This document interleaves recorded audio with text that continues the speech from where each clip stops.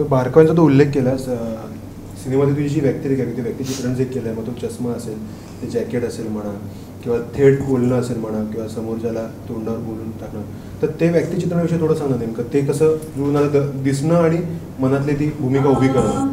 हो, हा एक मुद्दा होता. तर त्याची मजेशीर गोष्ट अशी आहे की मी लंडनमध्ये जी फिल्म करत होते त्या फिल्ममध्ये माझ्याबरोबर सिनियर ॲक्टरच, म्हणजे वयानेही सिनियर ॲक्टरच होता, अजिंक्य देव होते. त्यामुळे त्या फिल्मसाठी मला मोठं दिसणं अपेक्षित होतंच.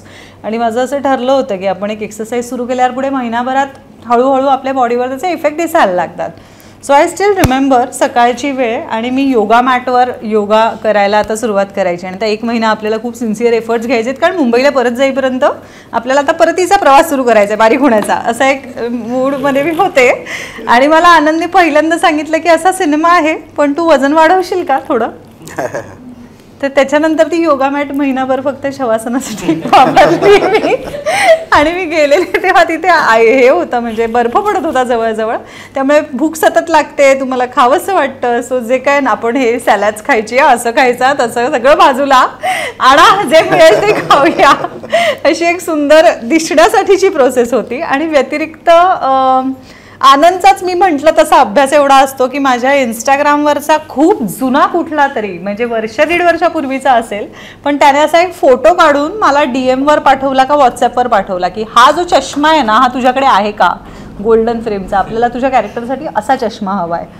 सो तो होता लकीली. मग आम्ही तो आमच्या डिझायनरला देऊन पाठवून फोटो तसा चष्मा बनवून घेतला.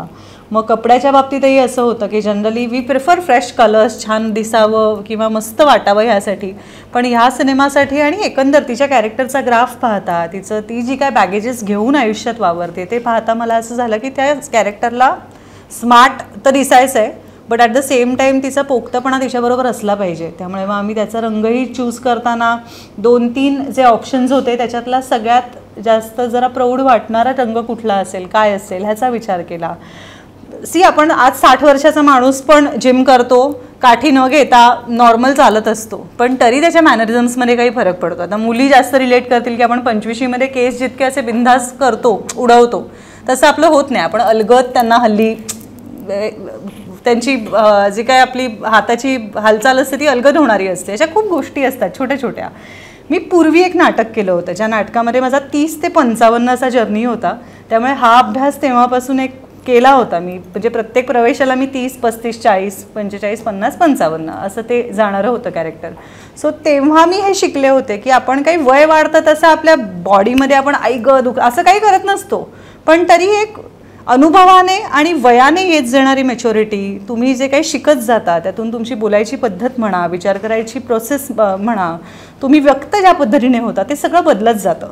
सो हिचं कॅरेक्टर जे ठाम असणं किंवा ती जेवढा हा असा छान अलगद आहे, हळूवार एखाद्या कवितेसारखा आहे ना, तेवढीच ही एखादा धडाधड आपण धडा वाचावा तशी आहे. तर ते करताना at the same time there is a thin line की ती उद्धट नाही वाटली पाहिजे. स्पष्ट वक्तेपणा आणि उद्धटपणा ह्याच्यामध्ये थिन लाईन आहे, तर ती आपल्याला सांभाळता आली पाहिजे. सो अशा सगळ्या छोट्या छोट्या सूक्ष्म गोष्टींचा विचार आम्ही सातत्याने करत होतो. डिस्कशन होत होती. त्या सिनेमाचं शूट करताना अचानक काहीतरी आठवलं तर फोन घेऊन पाठवून ठेवूया. आता आनंदकडे रात्र असेल पण मेसेज करून ठेवूया की अरे आनंद हे असं असं सुचलंय, ते असं करूया का, तसं करूया का, असं सगळं आमचं चालू होतं महिनाभर.